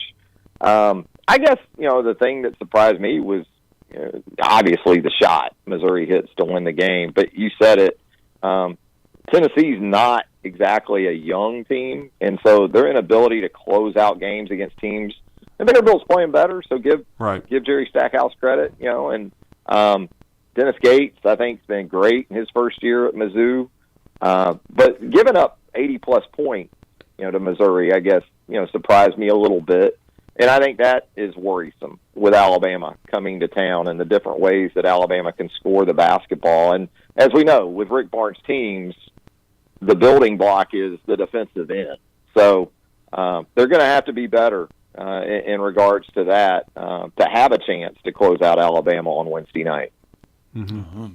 It's going to be really interesting, no question about it. Going to be a big game. And then I will say this, Travis. I know that the game at Texas A&M is tricky at the very end of the season, but if they get this win Wednesday, then you can start maybe thinking they got a shot to run the table in the regular season in the SEC. But I still think it's going to be difficult to go 18-0. Yeah, I don't see them running the table. Someone's going to get them somewhere, whether it's at Tennessee. But I do think if it's going to happen, it's probably going to have to be one of those two road games. Because I don't see them losing at home. I know Mississippi State pushed them pretty good, but otherwise they have just been really dominant. So there's things to consider still with some of the teams that come to Tuscaloosa. Just look at Georgia getting a win over Kentucky over the weekend, a shorthanded Kentucky team, but a win nonetheless. So, the league this year, I think it's safe to say you've got a couple of three top-tier teams. I think you got to put Texas A&M in there at this point, too. And there are some teams that have been improving. We talked about Vanderbilt, talked about Mississippi State. Arkansas, if its roster is whole, which it seems to be more so perhaps now in terms of star power for sure than it was when Alabama went to Fayetteville. There's teams that are on the ascent, it seems like. But, yeah, I think, you're right. If Alabama takes care of business Wednesday night in Knoxville, you can at least have that realistic thought that, hey, this team may run the table. I still see them falling at some point, tripping up at some point, but, you like their chances right now. No question. Well, Travis, great stuff. We always appreciate your time. Let everybody know how to connect with you guys over at BamaOnline.com. Just go to BamaOnline.com or Alabama.247sports.com. Either way will get you to us. Thanks, man. Thanks, Travis. Thanks, guys. Have a great day. Let's get our break in. When we come back, Talking Ball, 256-576-4977. Phone line's back open to you. You're listening to Talkin' Ball on 97.7 ESPN, The Zone. Had a power outage in the Hazel Green area. Huntswood Utilities now reporting everything is back online. Picked up a wreck on 431 on the northbound side near Hampton Cove Way. It should be pulled off the road. Got northbound at 6th Avenue and Vine in Decatur, should be about ready to clear. And they're doing some sort of a traffic signal project in Decatur or Limestone County. 72 and Sloan, that area may be slow for a while. From routine care to heart failure, Dr. Randall Burns and the team at Huntsville Heart Specialist on Bob Wallace Avenue have the expertise to care for all matters of the heart. Captain Nick in the 72 and Jeff Popeye Skywatch Traffic Center. The college basketball regular season is winding down, and the football specials at Humphrey's Bar and Grill are now going to extend into basketball season with football specials during every Auburn and Alabama basketball games. Don't miss Humphrey's game day specials from $2.75 Miller Lite, Yingling, Coors Light pints, $3.50 Yellowhammer Gold pints. Anytime Auburn or Alabama is on the screen, Humphrey's, always a party, never a cover. Located online at humphreysdowntown.com. Flow Trampoline Park is your one-stop fun spot for your next birthday party. Whether you're a boy, girl, kid, or adult, Flow has you covered. Party packages allow up to 25+ guests, so you'll be able to bring all of your friends. And with all the fun competition to be had at Flow, maybe enemies too. Party packages will give you access to 60 minutes of jump time, grip socks for all guests, a private party room, and a party coordinator. Flow is behind South Parkway and Drake, behind Cracker Barrel. For more information, go to flowhuntsville.com. Get jumping with Flow. Who knows comfort? Well, comfort is our middle name. If your home isn't as comfortable as you want it to be, we can fix that. We service all makes and brands of heating and cooling systems, even if we didn't install them. So give us a call at Environmental Comfort Systems or visit our website at envcomfort.com. We are your independently owned American Standard heating and air conditioning dealer. Alabama license number 92314. Environmental Comfort Systems. That's envcomfort.com. No representation is made that the quality of legal services to be performed is greater than the quality of legal services performed by other lawyers. A wise man once said, "If you take care of old folks and children, everything in the middle will take care of itself." Hi, I'm Danny Aldridge, lawyer in Alabama and Tennessee. In the next 20 years, the number of those folks over 65 years of age will more than double. In our golden years, the most important goal is to be treated with dignity and have control over doing what makes you grateful with those you love. At the Aldridge Law Firm and the Legal Town Center, we're dedicated to help you with these goals, and we'll be there when life throws you those inevitable curveballs. Let us assist you with your legal needs, whatever they may be or become. You may reach us by phone at 256-534-3188 or online with Dan at danaldridgelaw.com. Just remember, we're here to help. Whether it's personal injury, wrongful death, fraud and cheat, or estate planning made complete, we're here to help. When you call most roofing companies, all you'll hear is, "You need a new roof." Not when you call Fleming. At Fleming Roofing and Restoration, we're focused on your needs, whether it's an easy repair or a full roof replacement. Folks around here have trusted Fleming since 1965 for all their residential and commercial roofing needs. And as the area's storm damage experts, Fleming knows all the ins and outs of the insurance claims process. Log on FlemingHSV.com to schedule your free estimate today. Fleming Roofing and Restoration. We show up. At Bryant Bank, we recognize your time is valuable, and easy, secure access to your finances is essential. That's why we provide the financial tools you need to manage your money on the go and make life a bit easier. At Bryant Bank, we're here to help with instant debit cards, Apple Pay, person-to-person payments, and more. Bryant bankers want to show you how beneficial our digital banking services can be. Learn more at bryantbank.com. Bryant Bank. Live legendary. Member FDIC.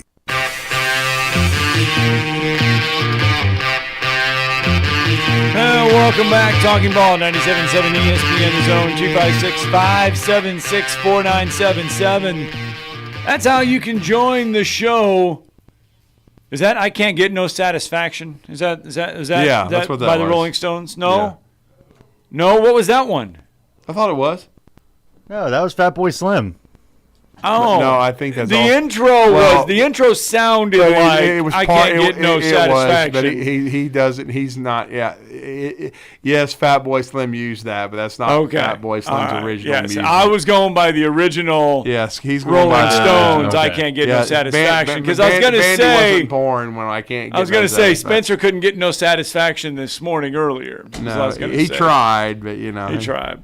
Bama Bino with us this morning. Good morning, Bama Bino. Hey guys, pretty good weekend. Boy, I tell you, Alabama's just rolling.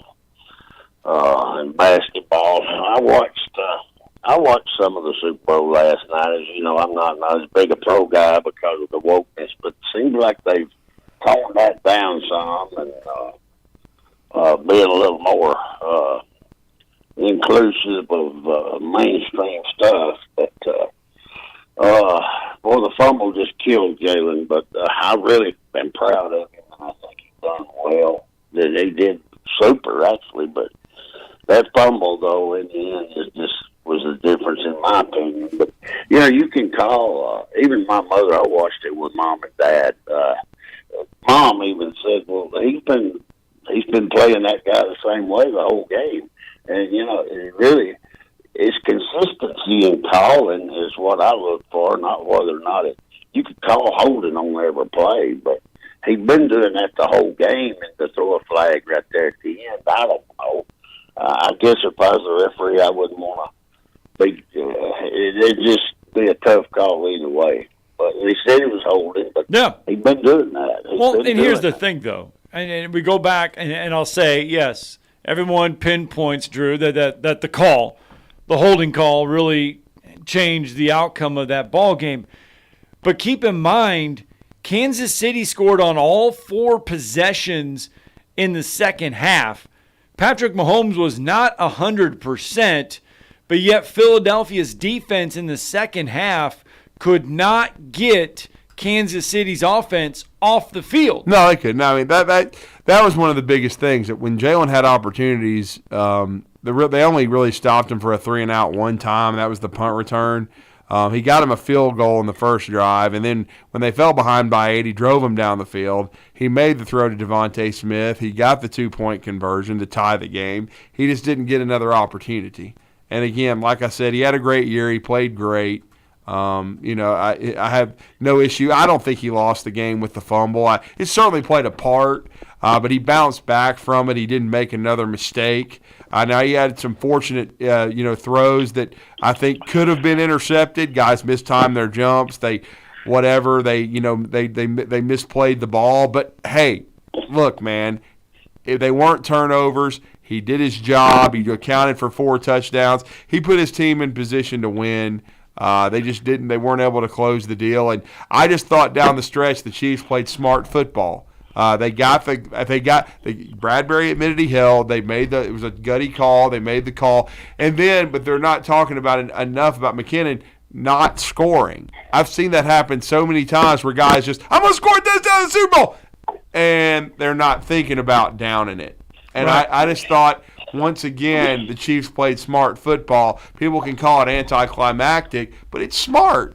Yeah. And they won the game, and they didn't give the Eagles a chance because the Eagles, they might have had a shot to go down and score and win the game, or at least get it into overtime or whatever. So I thought the Chiefs played smart football, and they completely outplayed the Eagles in the second half. The Eagles played a really nice first half, but that Eagles defense, which, Scott, I think they had an NFL record, was it 70 sacks? They could not get to Patrick Mahomes, who had one leg. Was not 100%. And they didn't sack him one time, and I think that's the biggest stat of the game right there.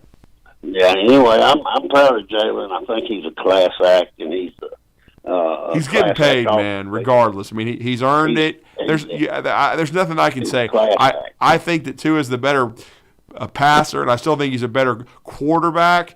But Jalen is getting paid. He deserves every penny he's getting. He's earned everything. I'm not taking shots at the guy. I just think Tua can't stay healthy, man, and that's part of it. You got to be available. And Jalen Hurts has been available and has played well. Before y'all cut me off, if you want, I've been wanting to bring that up. It's the same thing as he done in college. He's not his vision is not parallel with the line of scrimmage. He gets blindsided, and the coaches never mention that to him. Just like this year when Bryce Young, when he's trying to get extra yardage, he falls on his elbows and it jerks his shoulders out. They need to coach, keep, and he done it again after he had come back from getting hurt. Some of that's happenstance. But another thing I want to mention, why did Quinterly not play Saturday? He did. He played about 11 minutes. He had a stupid turnover, and I think Oates had seen enough. He had the ball near midcourt, and he tried to throw a long pass under the basket in where it's not like the big man like Bediako or Clowney had beaten him, was behind the defense, and it was a very tight window. And it was a very tough game, and the ball ended up being a turnover. And now if the guy had been wide open and you get the ball up the floor and it's a dunk, that's one thing. But it was an unnecessary, I think, chance to take. Yeah. And the ball was tipped away and stolen by Auburn, and he had a couple of turnovers.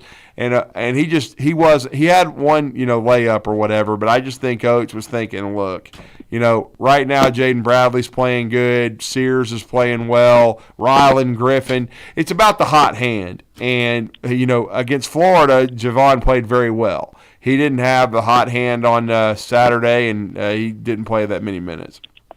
Yeah, but he's a catalyst a lot of times. But as far as this going to be number one, you got to look at the margin of victory. We're close to 18 or 20 on margin of victory, I would think. And Purdue has had a lot of games that were just last minute or two won. But I don't want the target on our back either. Well, it's basketball. It is. You just have to. It's about trying to be playing well when March comes around. Yep. All right, Thank you, we do got to get a break in, though, because Blake Lovell's going to help us sort out all of this net rankings and Ken Palm rankings and where does everyone stand? Where does Kentucky stand after in a lot of trouble? Where does Kentucky stand? We didn't give Jeff a hell about that, but they're we in need the big, little prices big right trouble. Thing. Yeah, the cliffhanger just fell off the ledge, bro. And especially if they lose in Starkville coming up on Wednesday. Yep. All right, we got some basketball talk to get to with Blake Lovell. Oh.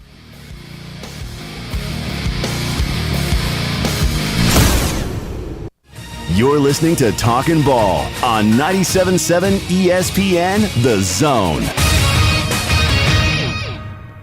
From the Fox 54 Weather Center, I'm Chief Meteorologist Jordan Dressman. Plenty of sunshine this afternoon. Temperatures should have no problem climbing into the low 60s. We drop into the upper 30s, lower 40s as we head into the overnight, early into your Tuesday morning. We're definitely going to be talking about more cloud cover Tuesday afternoon, but I do think we're going to get to enjoy a little bit of sunshine. Temperatures climbing into the mid-60s. At the same time, we're going to have to deal with opportunities for scattered showers across the Tennessee Valley. We're going to maintain that opportunity for scattered showers as we head into your Wednesday. A better chance for more widespread shower and thunderstorm activity moves into the area by the time we get to Thursday. I'm Chief Meteorologist Jordan Dressman on your home for ESPN Radio, 97.7 ESPN The Zone. Just picked up another wreck in Decatur, Highway 20 near 12th Avenue. That one sounds like it's going to be a no injury. Already working one with some northbound blockage at 6th and Vine in Decatur. 431 near Hampton Cove Way was a no injury. And we got traffic signal work in Limestone County, 72 and Sloan. Sounds like they're going to stop 72 completely on that project. Popeye's famous chicken sandwich is only $4.99. Crispy, tender chicken and a delicious toasted brioche bun. Love that chicken from Popeye's. University in Jordan, 72 in Jeff and North Parkway. Captain Nick in the Popeye's Skywatch Traffic Center. This is an Alabama legacy moment. Former basketball player and Hall of Famer Charles Barkley is one of Alabama's most recognizable sports stars. Nicknamed the Round Mound of Rebound and Sir Charles, the Leeds native had a remarkable basketball career with the Auburn University Tigers before embarking on a career in the NBA. Barkley also played for the U.S. Olympic basketball team in the 1992 and 1996 Summer Games. Since his retirement in 2000, Barkley has carved out a niche as a basketball analyst, author, and commentator on political and social issues. Since 2001, Auburn University, the Philadelphia 76ers, and the Phoenix Suns have retired Barkley's number 34 jersey. In 2006, Barkley was inducted into the Naismith Memorial Basketball Hall of Fame in Springfield, Massachusetts. Sponsored by the Alabama Bicentennial Commission, the ABA, and this station. In football and in finance, the best offense is a good defense. Neighbors Wealth Management has joined forces with Alliance Group to provide Alabamans with world-class financial service on both sides of the ball. Get the expertise to grow your wealth and protect your assets all under one roof. Give us a call and let's work together to turn your personal financial franchise into a perennial powerhouse. 256-469-2324 or visit us at neighborswealthmanagement.com. That number again is 256-469-2324 or neighborswealthmanagement.com. Attention life insurance owners, do you have a policy with cash value and haven't had a review since you purchased your policy? Did you forget who the agent is? Your policy may be at risk as interest rates have fallen and remain at historical lows. Contact the experts at Neighbors Wealth Management to get a free policy review and know where you stand. Call us at Neighbors Wealth Management, 256-469-2324, or on the web at neighborswealthmanagement.com. That's Neighbors Wealth Management, 256-469-2324, or on the web at neighborswealthmanagement.com. This will turn journalism on its ear. Watch our stream on WZZN TV on Twitch and YouTube. But you are the greatest hero in American history. We are 97.7 ESPN, The Zone.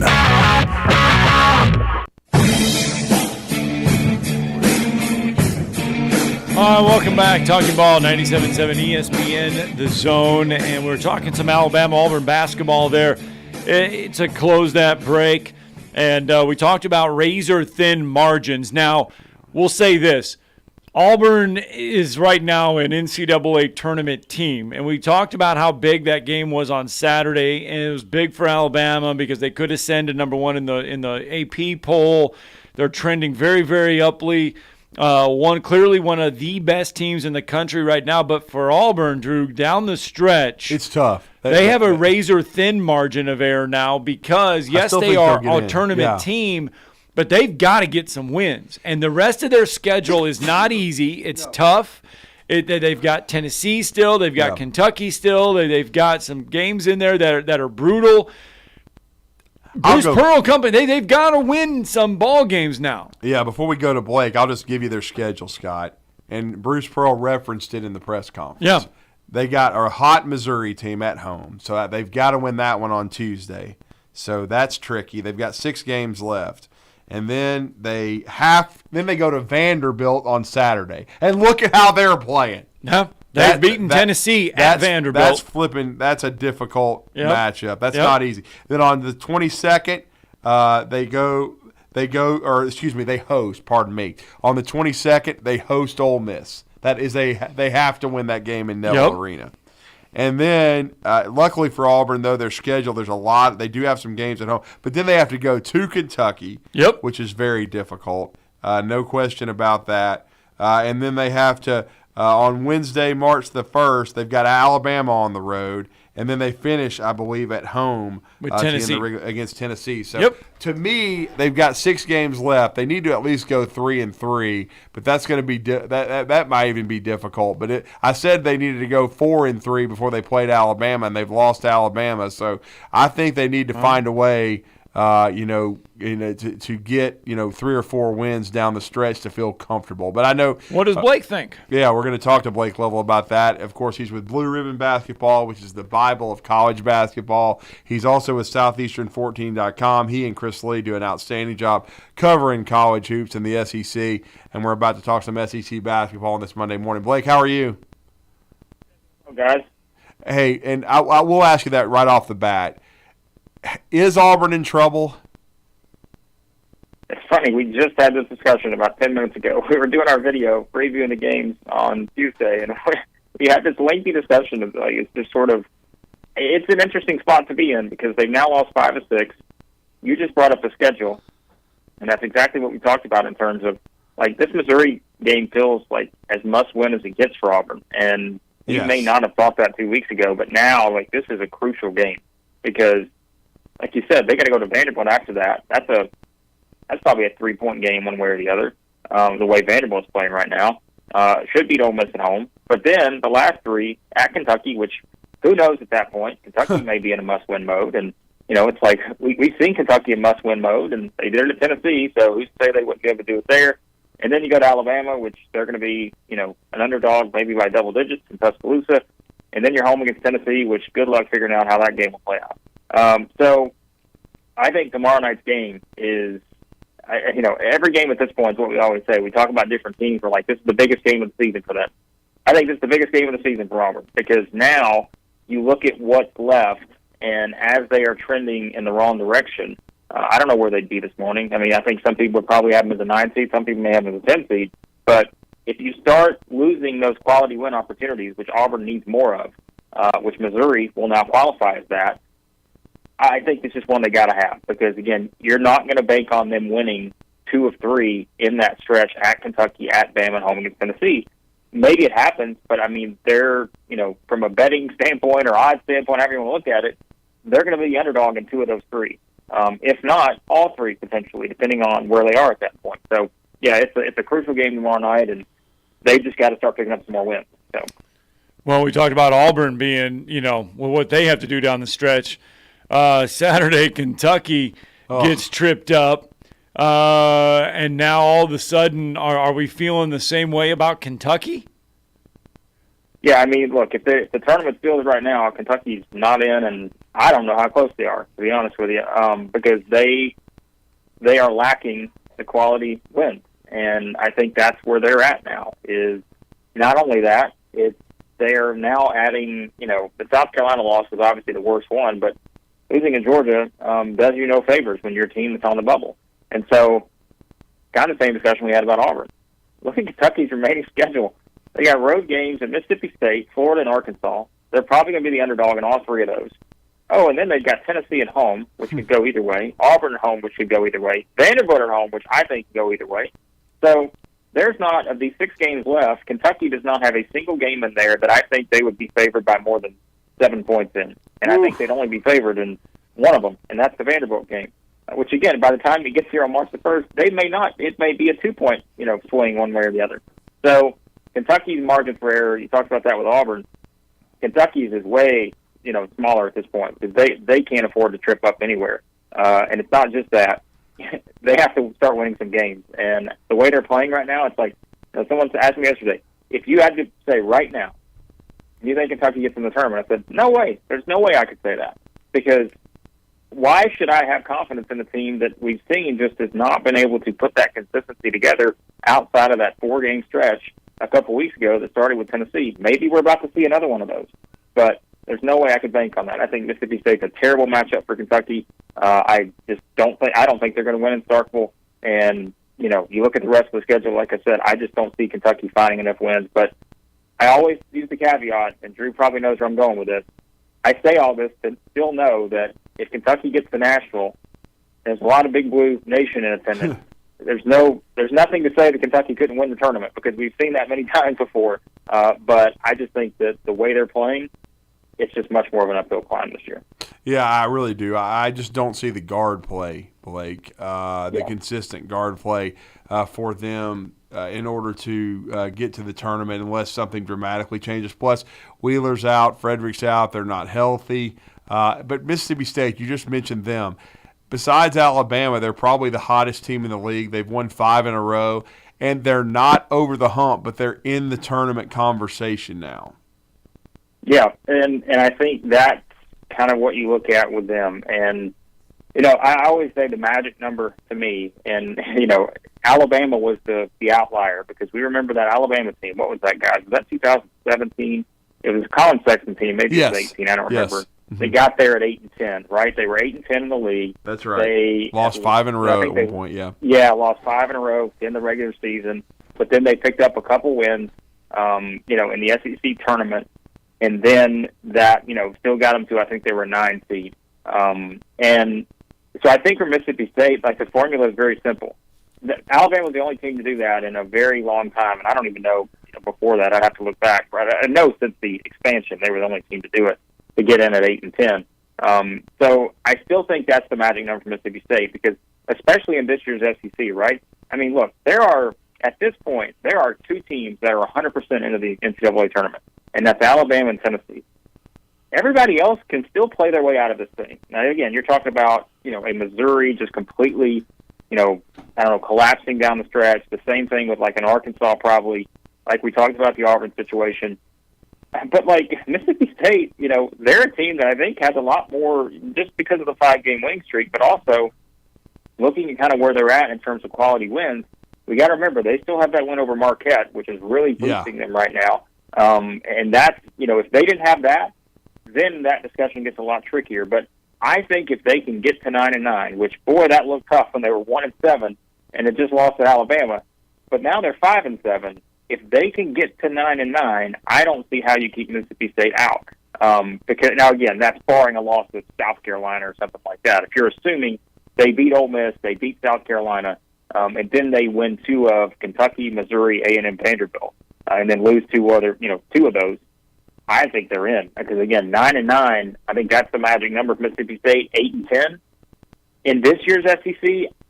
Even as someone who would try to make the argument, I think it's really hard to make an argument for an SEC team this season at 8-10 in this year's kind of landscape, where there's just not a lot of strong teams at the top. Outside of one very clear one at the top. I think that'd be a hard sell for the NCAA Tournament Committee. Now you mentioned that number 1 team at the top. Does Alabama get to the top this week in the AP poll? Do they ascend to that number 1 spot?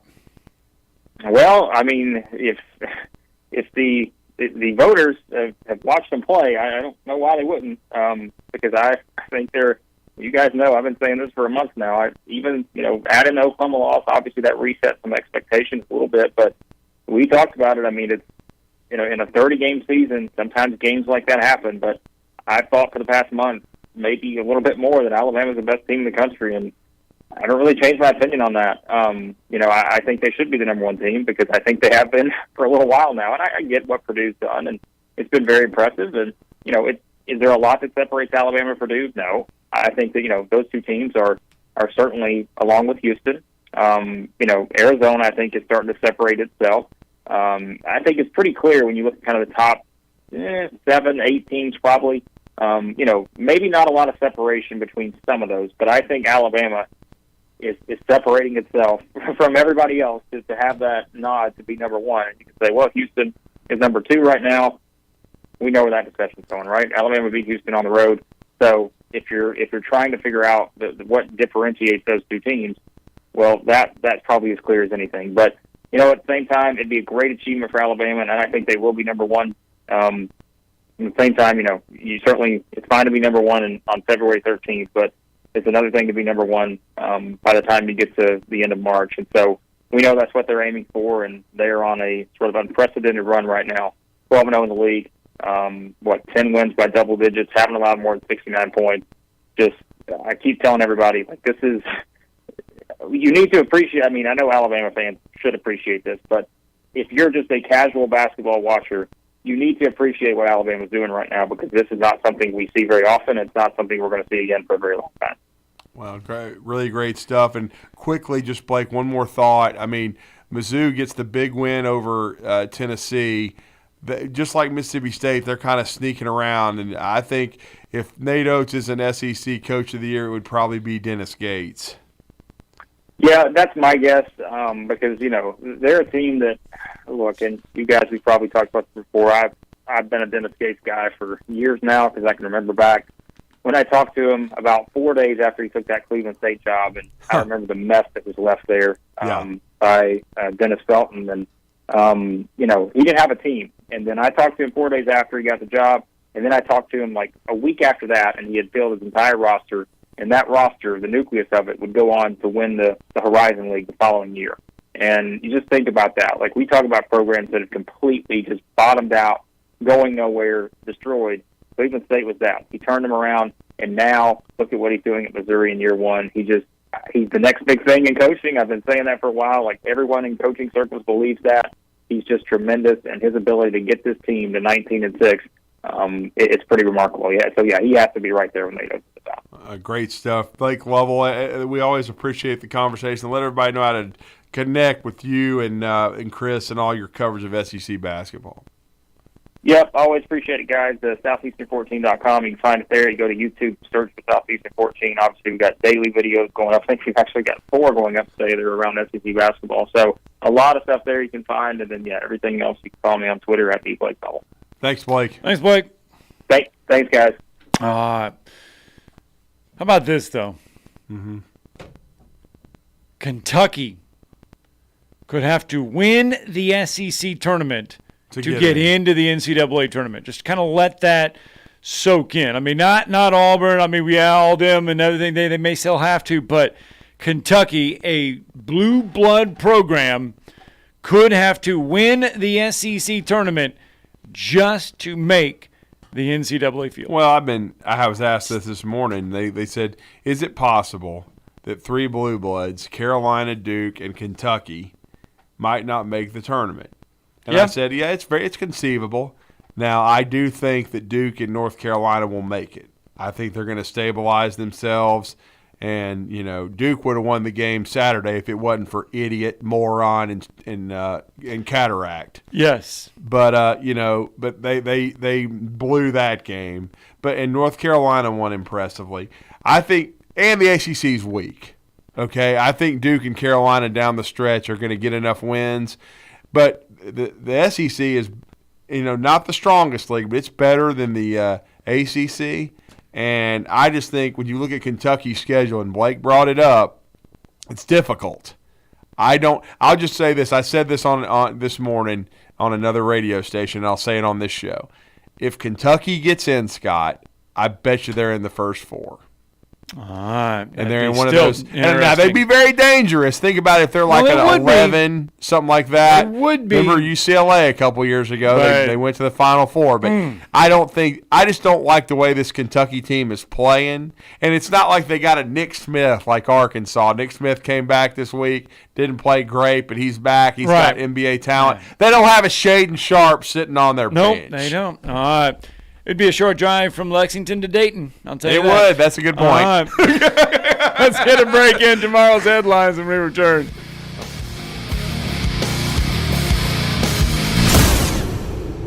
You're listening to Talkin' Ball on 97.7 ESPN The Zone. We still got a lot of folks on the road scrambling, trying to get in on time this morning. And we got a wreck in Decatur, Highway 20 at 12th Avenue, still trying to clear. Everything else should be out of the way now. Watch for traffic signal work in Limestone County, 72 in Sloan. No hose, no mask. You could ask Dr. Sandman, that's Dr. Sandlin, for the medically proven benefits of the Somnodent for sleep apnea and for snoring. Dr. Sandlin, 350-CARE. Captain Nick in the 72 in Jeff Popeye's Skywatch Traffic Center. Progressive presents Adjusting to the Suburbs. You used to associate crickets with silence. But since you bought a house in the suburbs, you know crickets hate silence. If any other creature realized rubbing its legs together made a piercing, high-pitched noise, they might think, maybe I won't do that. Constantly. All night long. Luckily, you can save with Progressive by bundling your home and auto. Now that's something to make noise about. Just not constantly. Progressive Casualty Insurance Company coverage provided and serviced by affiliates and third-party insurers. Suffering from emotional pain and mental health conditions, Intensive Outpatient Programs, or IOP, is a rich addition to your continued individual therapy. Group members realize they're not alone and that others have similar difficulties. Hearing and sharing different ways to think and cope can be encouraging, empowering, and promote healing. In most cases, treatment is covered by insurance and no doctor referral is needed. Virtual IOP sessions available. Take your first step to wellness by calling 205-999-5247 or log on iopservicesllc.com. The kitchen is the heart of any home. It's where the family gathers. It's where kids discover old recipes and make them their own. Just starting out or just now getting started on the dream kitchen you've always wanted? I'm Chris Haygood, and from all of us here at Bob Wallace Appliance to the home builders and the homeowners of the Huntsville area, a heartfelt thank you for buying local. We're in Huntsville, Florence, and Coleman, and online at bobwallaceappliance.com. You've got to experience Toyotathon at Bill Penny Toyota. They've got the selection with over 700 new Toyotas to choose from. And they've got the extras with Bill Penny perks and a 10-year unlimited warranty. So get on over to Bill Penny Toyota today and experience Toyotathon. Bill Penny Toyota in Huntsville and online at BillPennyToyota.com. Bill Penny's Toyota 10-year unlimited warranty is valid through the 10th year of ownership. Valid on new vehicles only. See dealer for details. Great food and the best live entertainment is what it's all about at the Furniture Factory Bar and Grill. Head to downtown Huntsville every Tuesday for karaoke on the only outdoor karaoke stage in North Alabama. Thursday night is the Valley's longest running and biggest bike night. Food and drink specials, giveaways, and live music on the patio. And the Furniture Factory menu is fully loaded with options from steaks to salads, plus a whole lot more. Featuring a weekday happy hour that starts at 3. 619 Meridian Street, downtown Huntsville, and online at FurnitureFactoryBarGrill.com. Gunner's Landing is one of the Tennessee Valley's finest golf experiences. Just 35 minutes from downtown Huntsville, Gunner's Landing's 18-hole championship Jewel is open to the public 7 days a week. Located in the foothills of the Appalachian Mountains, Gunner's Landing offers you a golf experience like no other. With beautiful Lake Gunnersville views throughout the round, Gunner's Landing is golf the way nature intended. Gunner's Landing's Club Repair Shop offers a full range of services, including re-gripping and adjusting the lofts and lies of your clubs, even putters. Since the work is done in-house, your clubs will be returned to you in a timely manner. Unmatched in the North Alabama area, it is Gunner's Landing. Schedule your tee time today at gunnerslandinggolf.com. That's gunnerslandinggolf.com. I'm attorney Gary Lackey. You know, you'll hear people say we're like a family, but here at the Lackey Law Firm, that's really true, not just a saying. I'm Justin Lackey. With my father and my sister, we have a special connection to each other. I'm Jennifer Lackey. At the Lackey Law Firm, when we take on your case, you become part of our family. You really do. And we'll always do whatever it takes to get everything you deserve. If you're injured, you worry about getting well, not about paperwork or insurance companies or figuring out how to get to your lawyer's office. I'll come to you. We worry about your case so you don't have to. When you've been injured, we know that your case is probably the biggest thing going on in your life. More important than almost anything else. And it's important to us too, for one simple reason. Family takes care of each other, and at the Lackey Law Firm, we'll take care of you. The Lackey Law Firm. The Lackey Law Family. 1-800-4RIGHTS. No representation is made that the quality of the legal services to be performed is greater than the quality of legal services performed by other lawyers.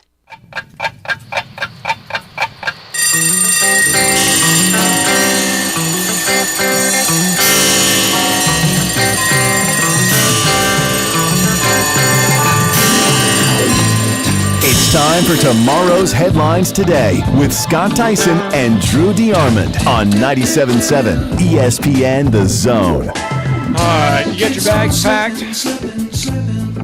You ready to go on a trip? Yeah, I'm ready to go on a trip tomorrow. Well, I'm not. I'm going to say for the year 24, 25. Uh-oh. You ready to go on a trip? Here we go. Because the SEC Media Days are in Nashville this year. Oh, Lord. I saw this weekend. And They're already strongly hinting about going deep in the heart of Krampus. Greg Sankey telling everybody and telling the SEC network and everything over the weekend that, yes, this next year SEC Media Days will be in Nashville, but they are already planning. They're going to Dallas, man. It's already planning to be in the Oklahoma-Texas region. Well, you know what that region will be. 24, 25, or 24. You know it's coming. Are you ready? Are you ready to make a drive? Good Lord. It's only 10 hours. Tokyo Drift driving for 10 hours. That'll be good. It's a straight shot. You know what? It's a straight shot, and I'll be in the back, bro. We could easily. I'm not driving. I'll just be hanging on by itself. We could easily remake Smokey and the Bandit because we'd be driving right through Texarkana. No question. No question about that. And the snowman is coming through. Hang on to your ass, Fred. That's what we'd be doing. Yeah, so you ready for that? All right, so right now your teams that would be playing on the first day of the SEC basketball tournament: LSU, South Carolina, Ole Miss, Georgia, Mississippi State, Florida, Vanderbilt, Arkansas could all be playing on the first day. We got a lot of basketball to be And remember, my name is Smokey Bear, and I'm crawling up your ass right now. You crawled up Spencer's ass today. I certainly did. Moron of the Year award there. Oh, everybody gets nominated. Referees get nominated by some, not by us. Good call. We'll talk tomorrow. Specializing in simple and affordable rentals, McCurry Van and Car Rental can make sure you have just the right vehicle for your next family vacation, weekend getaway, or if you just need transportation while your vehicle is being repaired. McCurry carries Ford Transit vans and Mercedes Sprinter vans, trucks and work vans, and more. And they offer discounted rental rates for long-term rentals. Now with 4 locations: Athens, Muscle Shoals, Coleman, and Huntsville. Log on McCurryRentals.com to make your reservation now. That's McCurryRentals.com. The new Cheeseburger Bobby's on Carl T. Jones